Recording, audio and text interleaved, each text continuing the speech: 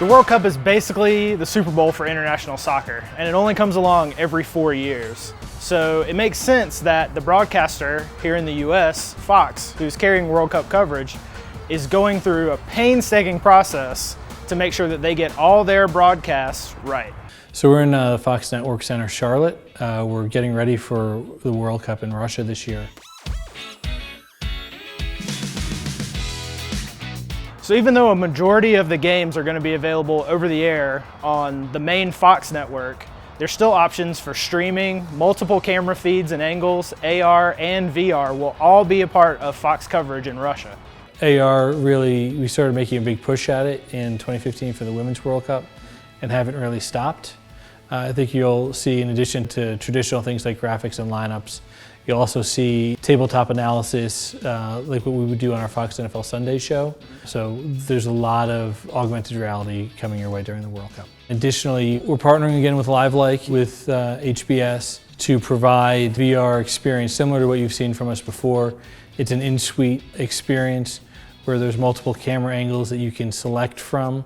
Those cameras are all 180-degree cameras. And then additionally, you have highlights and various 360-degree features that are being produced that will be available in the app. Once we're in Russia, we have exactly 30 days from when we get the keys to the time that we're on the air. To build an entire broadcast facility in 30 days is a little tight.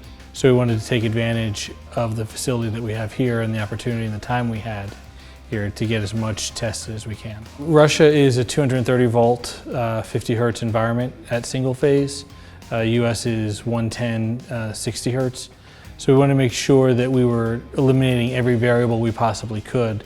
So we went out, we rented a generator, and we're actually running at the same power that we're expecting in Russia.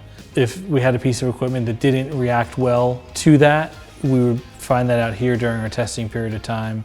So over the past couple of years, we really started focusing on how we wanted to deal with the in-venue setups for the World Cup. So there's 12 stadium venues, and then there is a 13th venue, which is a Red Square studio. We took lessons that we learned from the Women's World Cup in 2015.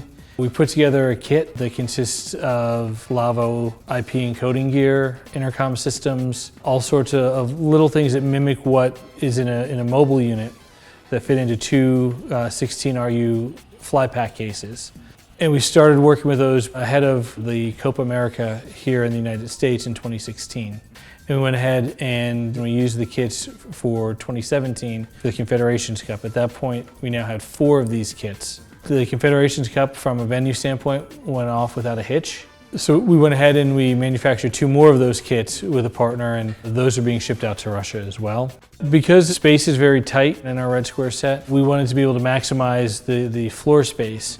So one of the things that we did, we're using robotic cameras, including a Studio Bot robotic jib. It resembles a 6-axis welding arm, but it's able to carry the payload of a camera, teleprompter, and more importantly for us, it's able to do repeatable, predictable moves, which will really help enhance our augmented reality graphics. The goal the world wanted! At last, Germany are the champions of the world! In terms of offerings to the home, all 64 matches will be broadcast in either FBC or FS1.